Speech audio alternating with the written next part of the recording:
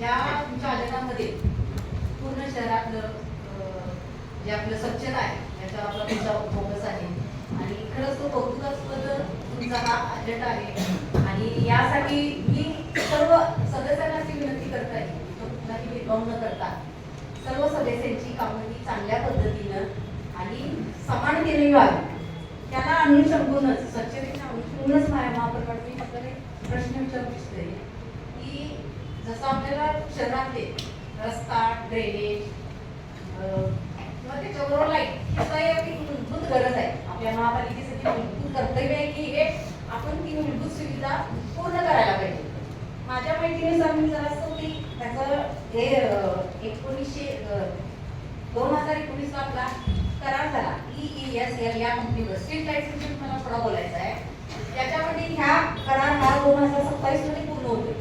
पूर्ण शहरात मॅडम इतकं अंधारामध्ये वातावरण झालेलं आहे तुम्हाला पण माहित नाही की त्याच्यामुळे महिला किती असुरक्षित झालेल्या आहेत. बऱ्याच महिलांची मंगळसूत्र लावली जातात आणि गार्डन असेल परत बाकी बागा वगैरे असतील त्यांच्या तिथं खूप असुरक्षित वातावरण झालेलं आहे.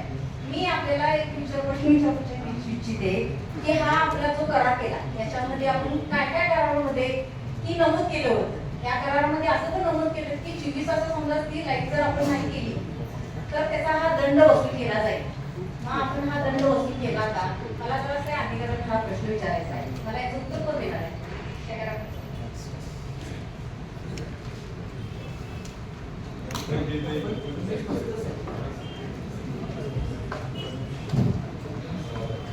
आदरणीय महापौर मॅडम आणि आदरणीय सभागृह, मी रमेश मुस्कर शहर अभियंता या पदाचा कार्यभार आहे. 7 महिने आता झालेले माननीय सदस्य मॅडमने जो प्रश्न उपस्थित केला तर हा EESL चा जो प्रकल्प आहे त्यामध्ये 2020 साली यापूर्वी काय होतं महानगरपालिकेतर्फे दिवे बसवणे आणि त्याची देखभाल दुरुस्ती करणे हा विषय होता.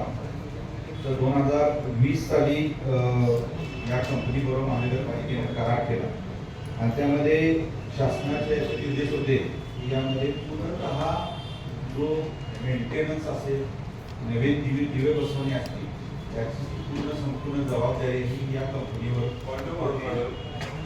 एक मिनिट उत्तर वेगळं द्यायला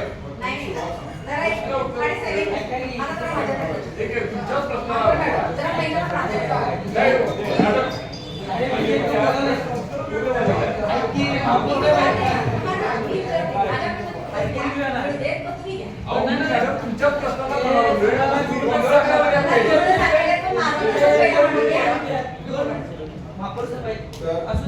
मॅडमनी यामध्ये या कंपनी मार्फत सुविधा पुरवण्यात येतात त्यामध्ये त्यांच्याकडून जी काही दिरंगाई झाली त्या अनुषंगानं काही त्याला फाईन लावलाय का पेनल्टी लावली आहे का असं आपण मुद्दा उपस्थित केलेला मॅडम.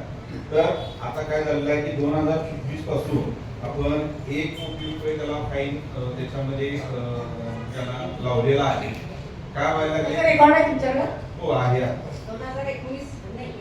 आणि 2024 पासून 1 वर्षातच त्यांना आपण 1 कोटी रुपये आपण त्याला दंड पेनल्टी आहे. कसं आहे ती आपण जी रक्कम त्याला देण्यात येणार आहे त्यातून ती हो हो 24 तासात जर आपल्याला तिने स्ट्रीट लाईट लावून दिली नसेल तर तो आपण जो दंड केलाय त्याचं तुम्ही ऑडिट केलंय काय? नाही मॅडम कसं होतंय की ज्या वेळेला आपण त्याचं बिल पे करतो त्यावेळेला ऑडिट करूनच आपण त्यांना ते पेमेंट करत असतो त्यामुळे त्यातूनच कपात करून दंड लावलेला आहे. तो दंड तुम्ही किती दिवसात वसूल करणार? नाही मॅडम आपण कसं असतं की बिलं येतात पर 3 महिने क्वार्टर त्याप्रमाणे त्याचा दंड आपण त्या महिन्याचा याच्या अगोदर तुम्ही ज्यावेळेला त्यांची तुम्ही बिलं दिलात का नाही त्या कंपनीची बिलं तुम्ही दिला का नाही? नाही बिलं मॅडम कसं झालंय आता आपण दिलेली आहे की आता आपण सप्टेंबर 24 पर्यंत बिल अदा केलेलं आहे. तिथून पुढची आपण त्यांना बिलं दिलेली नाही कारण आपण त्याचं जो परफॉर्मन्स आहे तो अतिशय खराब असल्यामुळं त्यांना आपण वेळोवेळी पत्राने कळवतो की आमच्याकडे आज 3000 दिवे बंद आहेत तुम्ही त्याची पहिल्यांदा देखभाल दुरुस्ती करा, ते पहिल्यांदा गेले असतील तर नव्यानं लावा, जिथं दुरुस्ती करा. तर त्यांच्यामार्फत ते केलं जात नाही, त्यामुळं आपण त्यांना पेमेंट पुढचं केलेलं नाही.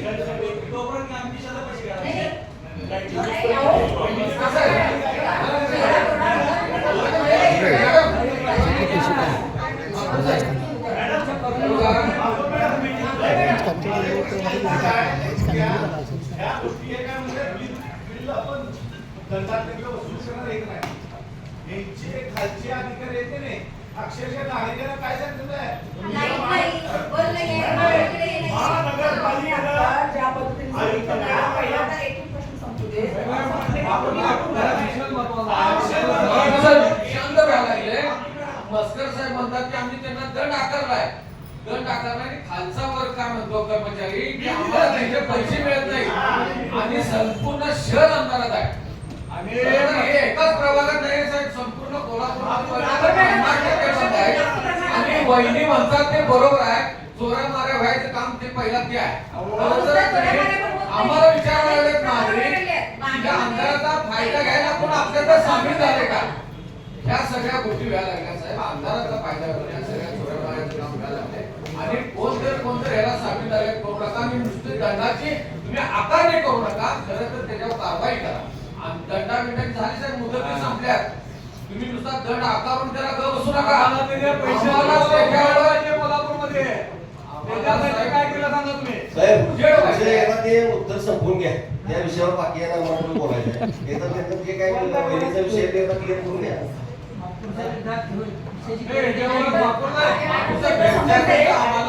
या बोला तुम्ही. विषयावर चर्चा झाली पाहिजे, कारण हा कोल्हापूर शहरातल्या प्रत्येक मतदारसंघाच्या गल्ली बोळा चौकातला विषय आहे.